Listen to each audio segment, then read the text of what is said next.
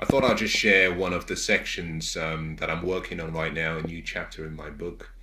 And in this particular chapter, I'm talking about one of the most important ingredients to getting yourself from wherever you are to being financially free and independent.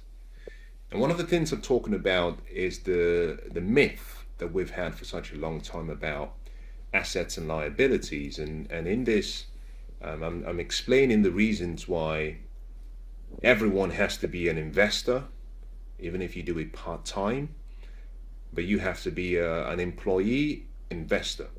If you're not an employee and you have your own business, then that's better. You can be a business owner investor. Or you can simply just be an investor if you have all the funds. But I'm trying to explain the differences in the various forms of investment, and particularly in this instance, I'm talking about that I'm writing on real estate. And I have a bias towards real estate, particularly because I have an engineering background. I worked in building design and construction for a number of years. For 30 years plus, I studied and worked as a chartered engineer. So I know buildings, I know real estate, and so I have a bias towards it. But that is not the reason why I have a bias for real estate. I have an attraction towards real estate because of two very important things. And one is leverage, and that I can, that one of the fastest ways to become wealthy, to get to financial independence and freedom, is by using other people's money.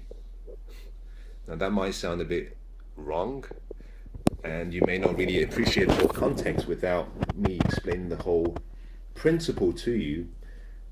But the wealthy and the rich get rich through what we call leverage. And leverage is simply using other people's money. So if I had £10 and I wanted to invest £10 in commodities, or if I wanted to invest £10 in paper assets, or if I wanted to invest £10 in, who knows, even portfolio assets, I can only invest £10 worth. On the other hand, with real estate, I have leverage. If I understand the importance of debt and good debts, very important, you have to have the financial education and understanding before you use leverage. But with £10, I can afford to buy a real estate investment that is worth £50, because the banks love real estate, and they'll be willing to lend because that's how they make their money. They make their money through loans, but they love real estate because of the duration of most of the loans. And they understand the stability in real estate, that people would always need houses. People would always, even if they lose their jobs, they have to be in a place where they can, live. People would always need buildings, because they have to work and live in. So banks and building societies have almost an attraction towards real estate. And so I like real estate because I have leverage, and I can get further without having to invest all of the time needed to get the money needed to invest. So leverage is one of the most, I would say, one of the key reasons why I like real estate. The bank will never loan you money to buy stock. It's just not possible. The bank will never loan you money to invest in gold or silver or oil or commodities. Not going to happen. But the bank will loan you, if you meet their conditions and terms, they will loan you to invest in real estate. And I like that because the bank, going back to the me having £10 in the bank offering me the support to buy a property worth £50, is that in that deal I'm coming up with 20% of the equity, and the bank comes up with the balance. Interestingly, the bank takes on 80% of the risk. But what I love about it is the bank allows me to keep 100% of the profit, or any increase in the income I generate. And I like that. Now, the second reason I like real estate is because of control. I'm in control of my investment, unlike the stock, which is kind of volatile and based on markets. So I have a bias towards real estate. Now, I've gone away from what I actually was trying to say from the start, and I do this too often. What I was trying to say when I started was this, that in the session when I was working on this particular chapter, I came to a section where I was trying to talk about the importance of understanding that real estates are not created equal. And one of the biggest misconceptions we have is the fact that we think that we have this view that the house we buy, when we say I want to buy my house, I want to buy my own home, we have the misconception that is an asset, which is not. And let me qualify that statement. It is an asset, technically, yes, but it's your bank's asset. It's not yours.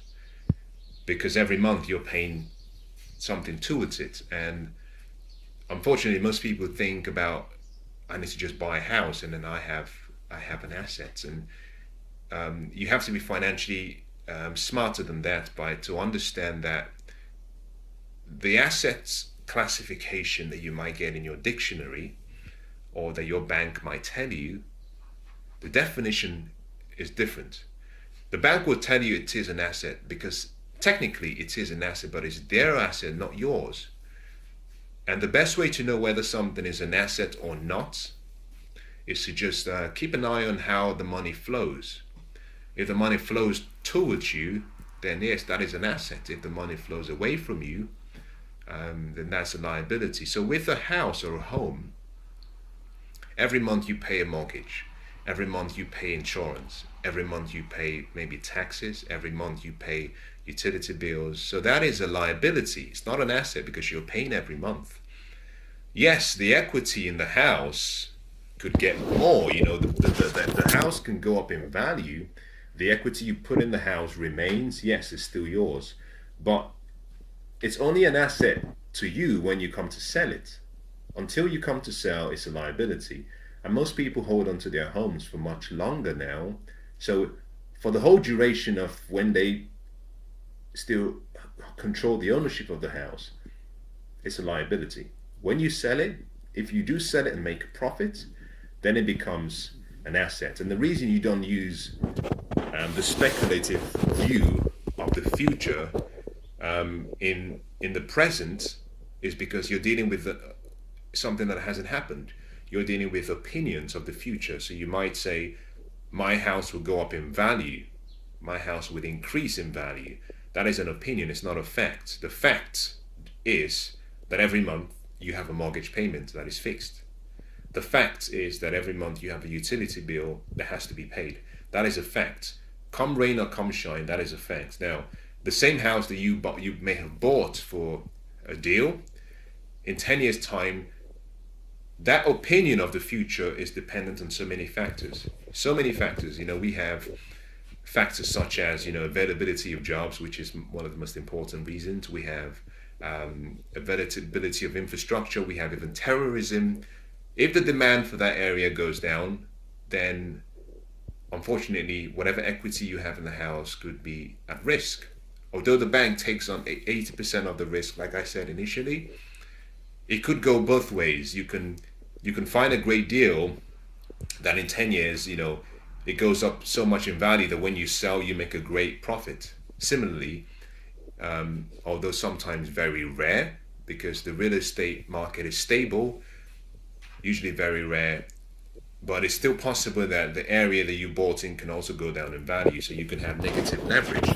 So in the section I was writing, I was talking about the importance of understanding assets, but also the importance of focusing on investing in cash flow or income producing assets. So assets that give you and provide for you a monthly income consistently, such that the net amount you get is positive. So when you combine your expenses and your income from the property, you're making a profit. Then it becomes an asset. But if it's costing you something every month, then unfortunately, no matter how beautiful that house might be, no matter how much you might love it, it is a liability. And you have to treat this without reacting emotively. You just got to call a spade a spade. Anyway, I think I've gone on for tonight. I should have. So I'll stop now.